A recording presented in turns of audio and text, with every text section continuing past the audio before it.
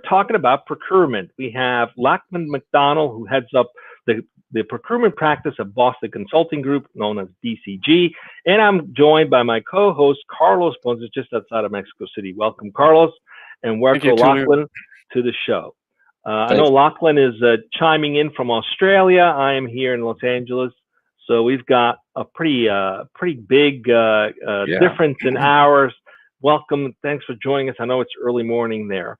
So let's get to know you a little bit. Tell us a little bit about Lachlan. What do you do? Where you come from? Let the audience get to know you a little bit, if you don't mind. Yeah, sure. So I'm currently living in Sydney, and I've got a beautiful wife and two beautiful kids. So I'm very lucky. But I grew up in the Hunter Valley in Australia, and came from a very small town of about 1,000 people, and spent most of my childhood dreaming of how to get out of that town. And that kind of journey took me to joining the army, and then from there kind of going on through college, doing law, and then falling into procurement. And it was really through an ex-army contact that I joined the procurement practice, originally at BHP, which was or is the world's biggest mining company. And I ended up very much back in that same small town. So, fate has a sense of humor. And, from there, I've spent my career trying to help companies manage their supply chain and their supply ecosystem in a more value-driven and data-driven way. And, that journey has taken me to firms like Caterpillar and Santos, which is an oil and gas company. And there was a lot of challenges that I had at each of those companies dealing with the friction that they had in dealing with the outside world. So they had the best intentions, they had excellent people, lots of talent, but trying to be really efficient in contracting to the outside world was a long bureaucratic process, and there was so much value it was very difficult to capture. So I ended up starting a startup company, and I invented the world's first variable rate geolocation-based smart contract for blockchain. And the theory was, if it was for logistics, and if we could get every truck in the world to be able to have the right capacity information on an online platform, we could reduce things like half-filled trucks, non-optimized routes, and late deliveries. And late deliveries in a mining context means trucks are shut down and you're not operating. And that kind of journey has now landed me at Boston Consulting, where I am one of the leads in the procurement practice here in Australia. And BCG is a global management consulting firm. And our job is to kind of help our clients tackle the biggest challenges out there in the world today. And that could be COVID response and looking at how to drive risk management into complex global supply chains, or help governments stand up contact tracing apps and manage the crisis, through to how to win the 20s. And I think the frontier from a procurement perspective is how to get data-driven contracts to give you real-time payment information that you can then leverage so that you have a much lower total cost. Thanks, Lachlan. I'm looking forward to having a conversation today, especially based on the topic, because historically, procurement has been very relationship-driven, as we know, but that's more shifting towards a more scientific approach to things. And there's challenges associated with that shift, especially when a lot of enterprise companies have done it in a different way. But before we go into all those conversations, Carlos, please introduce the topic today. Let's get this going. I'm looking forward to having this chat. Oh, absolutely. Thank you so much, Tulio. Today, we're going to be speaking about digital procurement, or in other words, how data-driven contracts make us more resilient and effective in today's world, right, Lachlan? So first question I have for you, Lachlan, for our guest, is this: why did you choose this particular topic? Why did you think it was relevant for today's conversation? Thank you. Yeah, no, thanks. So it's a great question. And the reason it's so important is that procurement, I think, is... What's happening? What, Julio? Okay? I think we lost him. Is he frozen? No. I apologize. It's me then. It was you. Please continue. So digital procurement. Right? Yes. So procurement itself is how a company buys, all of the things that they need to continue to operate. How do they interface with their supply chain and the world around them? And that's full of friction points. A lot of it isn't data driven. The contracts effectively take a lot of effort to negotiate and then get put in a drawer. And taking a data driven approach to a contract means that you are enabling your teams to make decisions in real time. So an example of that could be a current logistics contract that you may have would set you up to make phone calls or send purchase orders through to a logistics carrier to put orders on the truck for the day. But you can't see all of the other orders that truck needs to collect to actually get full and then travel to its destination. So it travels when it's ready, not when you're ready, or you pay a premium for that time window. Having a data-driven approach, you can actually see the capacity or what truck is scheduled next to go, and you can make better decisions as to, should I pay a premium to get this moved faster, or can I afford to push it to the next travel window? So, Lachlan, is that done manually still today, or is there some automation built in that helps me determine, for example, which truck route or which truck company to leverage based on available rates and availability? How is that evolving today? Obviously, we didn't have that kind of visibility just 5, 10, 20 years ago. How is that evolving, and what opportunities is that creating for enterprise companies to get better and maybe even reduce cost in terms of logistics?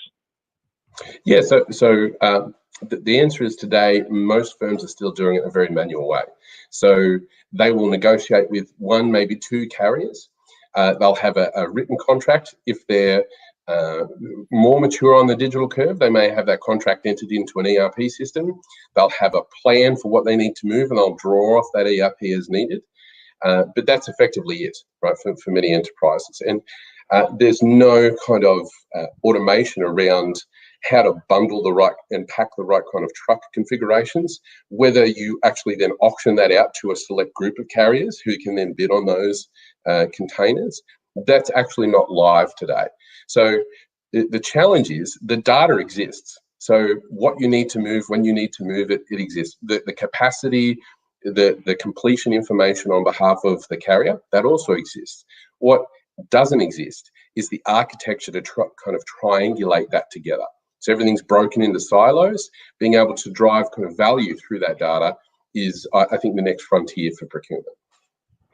That's interesting. I remember 15 years ago going from the supply chain ERP space, in the IT space, into digital media, and thought there was a lot of transferable lessons learned and opportunities in a marketplace that was predominantly driven by spreadsheets at the time, right? And since then, the digital media industry, specifically the ad tech industry, has evolved with real-time bidding, with basically it's all data-driven now. And it sounds to me now that the logistics space or the procurement space could borrow some of the technology and learnings from that industry in terms of automating things like you just mentioned, parsing out the best routes or the best trucking company to use for a particular set of shipments.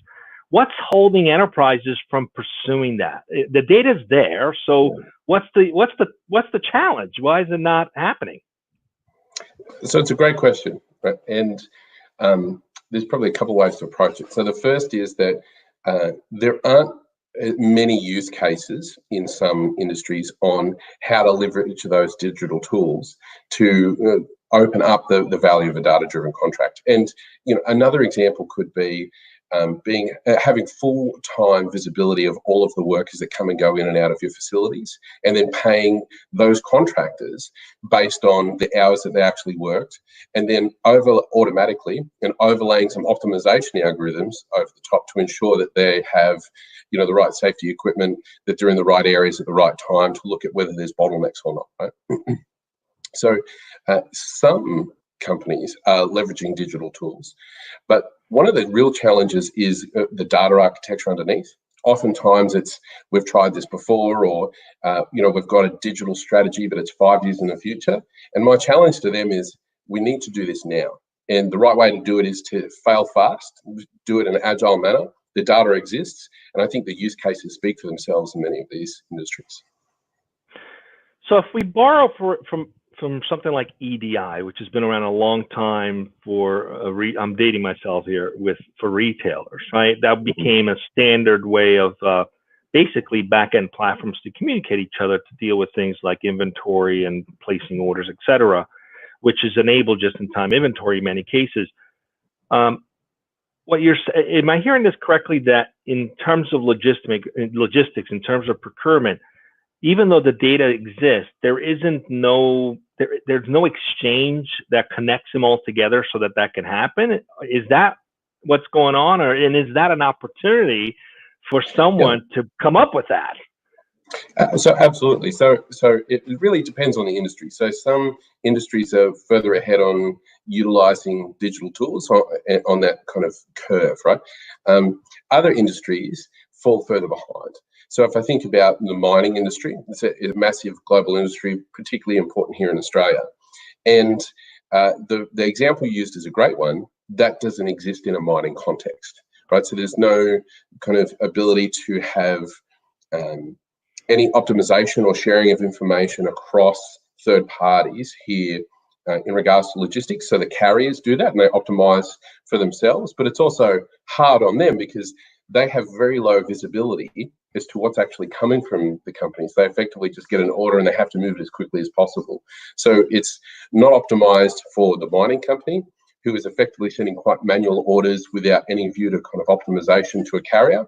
And the carriers have to kind of optimize on the spot and take the risk of, will we have the same volume today as we did tomorrow? And the end result of that is they have a lot more trucks usually than they need to, or the delivery windows get pushed out and you then have to pay a premium to move your goods faster. So I'm curious about, let's just shift a little bit about the cultural aspects behind the logistics business. It is, especially in manufacturing. Would you say that it's predominantly been relationship based, right? So you might have an older set of people working in that industry. So how are like millennials, for example, new generations that are adapted using technology and automation, coping with that kind of environment? They come into an organization and like, what the heck are you guys doing? All this is manual. So what can enterprises do to transition to be able to leverage data, to be able to leverage automation? Because not only is it going to help their business, but it's also going to help seat the kind of employees they would want to hire that would want to take on those roles that would otherwise probably not be very interested in doing something that looks like from the 1970s, 1980s. What are your thoughts on that? Yeah, so I think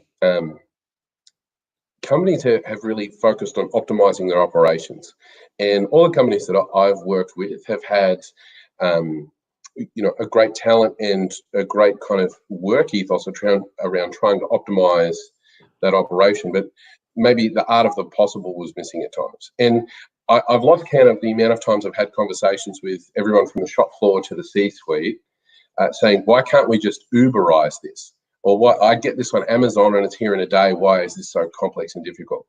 And one of the main drivers of that is that the operations have been optimized in a silo.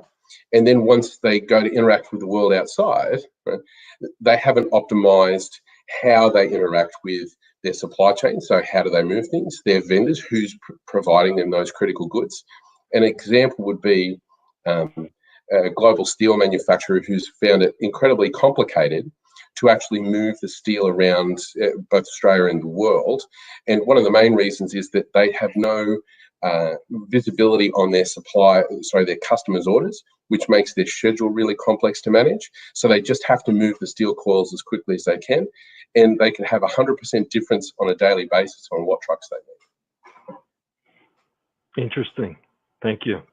I'm not. I'm not. Well, I'm not an expert on this specific subject, and to be completely honest and upfront, this is rather new to me, from the non-technical point of view.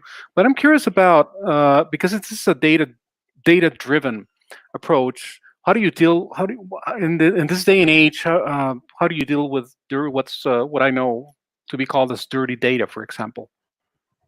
Or the data integration, and how to avoid all the challenges that come about these scenarios? So that's often the first question that we get asked. And it's because people really struggle kind of trying to mine value or drive insight with the data that they have. There's often not perfect compliance to how you use an ERP system, for example. You may have many of your transactions have just been free texted, so they don't actually tell you what you're buying. It could just be engine, not what engine it is and who it's from. So you end up with this kind of historical legacy that is then really tough to tackle, and everyone says, oh, this is kind of too hard, right? So there's a couple of ways to approach it. The first is that in my history, in my experience, there's actually that data, that dirty data can be incredibly rich. So as long as I understand the overall trends of what someone is purchasing, who they're going with, and what the gaps actually are, once I define how big the gap is on what I don't know and what it's worth, I know how to pursue it. I can go to the vendor, I can fix the data inflow outflow system. We can tackle it if it's an architecture problem, and we can start to, in an agile way, chip away at getting a much clearer, more visible picture. You can also be kind of hypothesis driven. So if we know that, if we continue to talk logistics, that a significant amount of the value is lost because we have multiple trucks showing up to carry only one package. Even if I don't know what's in that actual package, I know that that's a significant lever of value, and that I want to bundle them as much as possible. So I need to know what we're moving. I could go down and manually count it. We could fix the data ingestion, and we can continue to move from there. So the way to tackle that is the data is really rich, and you should try and improve it in an agile way instead of, well, we'll do a 5-year project to completely fix our architecture and everything will sort itself out. Okay. Yeah, dirty data is data that hasn't had contextual analytics applied to it yet sometimes. Yeah. Okay. How do you what about data transformation? Yeah, so I think a lot of the steps that companies need to take is thinking about how do we leverage data in our everyday kind of operations, and particularly with our suppliers. And one of the main, I think, opportunities for data transformation isn't just compliance to our data practices, fixing our architecture, potentially updating it so it's not as manual, to utilize ERP systems, for example. It's looking at, well, how do our main suppliers or our main customers use data? Because that's really never tackled in a technological kind of transformation in many companies. They're very internal focused. And I think the main way to approach data going forward is to have a very external focus view on it. What's important to my top 10 suppliers and top 10 customers? Do they have the same friction points in their ERP systems, in their operational systems, their planning systems? And how can we potentially leverage that data across this ecosystem, right, to have benefits that are a win-win? So not just kind of optimize in a silo, but have more ecosystem or network effects. Thank you so much. Tulio, please. Yeah, so I'm curious to learn what triggers the sort of a red flag to say, we've got a procurement problem, we need to go fix this. What are some of the telltale signs that an enterprise should be looking out for that would trigger having a conversation with yourself and your company to go and solve that? What are the sort of delineating factors that would awaken someone and say, we've got a problem? What are some of the things you've seen that trigger that? A great question. And oftentimes the kind of red flags are very similar. So the first would be that the business is in some kind of strife. Usually a procurement transformation is triggered by the company operating at a loss, or they're being kind of outcompeted, or they need to fundamentally change their strategy, right? That shouldn't always be the trigger for procurement transformation, but it often is. The second is, how are they actually operating procurement now? So what's their kind of year-on-year savings targets, their ability to kind of innovate? Are they leveraging their supplier network to have those network effects in the business? Or are they having kind of fundamental challenges in the foundation of procurement? And some of them could be, they have very low formalized contract numbers. So most of it's informal, it's on the phone, manual, kind of bureaucratic ways to buy things, right? The next is, have they actually gone through and systematized the rate structures that they should have in place for each of the categories. So procurement's usually managed in categories. So, fleet management, so everything with wheels on it will be managed in one category, and then labor, whether it's blue collar, white collar, will be managed in a different one. And one of the other kind of telltale signs is how long does it actually take to put in a contract, and what's their overall contract percentage. So oftentimes you'll see a 12-month cycle time. Tenders are being utilised heavily. We didn't get the right answer, so we negotiated. We went back to tender. It took us a year, and only 50% of what we actually spend, so say we spend $10 billion a year, $5 billion is on contract, $5 billion is uncontrolled.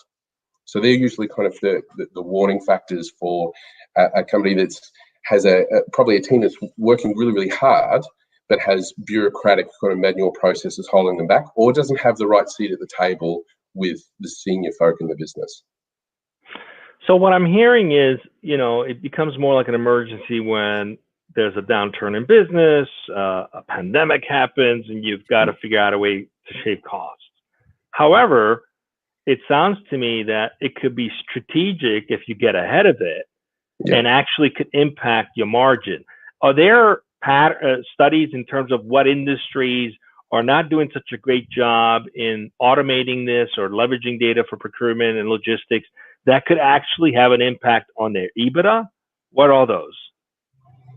Yeah, so I think if I speak from kind of a global perspective, some firms are quite mature in a digital procurement sense. So automotive industries, for example, or potentially pharmaceuticals, by the nature of their business over time, have become quite, they manage procurement in a strategic way. Right? So it's one of the main value drivers of the business. It's delivered significant margin uplift over time.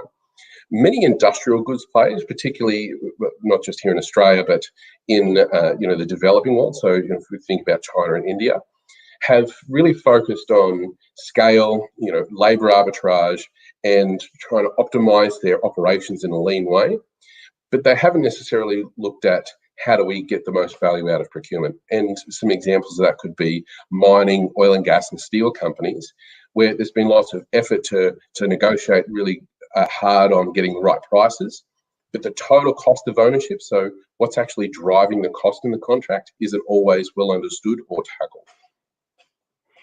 Interesting. Sometimes you're pursuing what you think is the low-hanging fruit, but the opportunity is in the back end. It's in the getting your operations in order and optimized. Well, thanks. I appreciate that. It's great to learn these developments.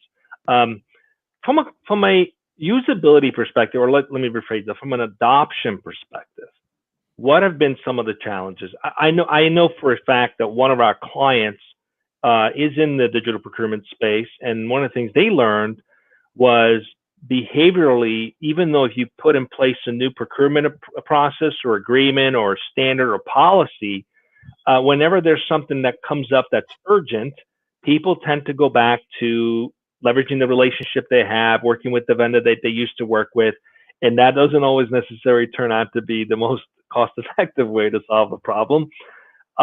So changing behaviors to adopting technology, to adapting automation isn't always easy. At least that's what I've learned from my limited experience in this. So what are some of the things that enterprises can do to ease that process of transformation so that there's better adoption for that kind of change? What has worked for you guys? Yes, so absolutely right. There is a stasis that exists in organizations that really seem to resist change. And people also get change fatigued. It seems like every 5 minutes there's a new directive, we're doing a new transformation, something else is happening. So how do you really get the value out of that change or the kind of digital procurement offering that's potentially there without burning out the people? And I think the way to do it is you have to invest in empowering those people. Right? One of the ways that you can do that is to make the job less bureaucratic and remove roadblocks. So one thing that procurement can do, or procurement transformation can do, is to identify all the areas that drive work into teams that take them away from delivering value for the business. right? And in procurement, that can be significant. You've got lots of suppliers to manage. There's lots of complexity. Oftentimes, the processes internally in a company mandate that you must go to tender. You must kind of do these, bureaucratic steps to drive value, when it's actually kind of doing the opposite. It's just making people really busy, right? And I think, one of the other challenges is how do you invest in people over time, right? And I think taking an approach to simplicity is important. But the other one that I've found personally really powerful is to show them the value in actually doing it a different way and make them the heroes. So if you can demonstrate that by taking a hypothesis-driven approach to reducing utilization under a contract instead of price. So if you're trying to renegotiate a fleet contract, for example, for 10,000 cars, and you can prove that the price doesn't matter so much as you've got 2,000 too many cars that don't move, right? They sit there all the time, you're paying for them, and you kind of lead them to that answer. Then they become real kind of advocates for, we should think about the total cost of our operations.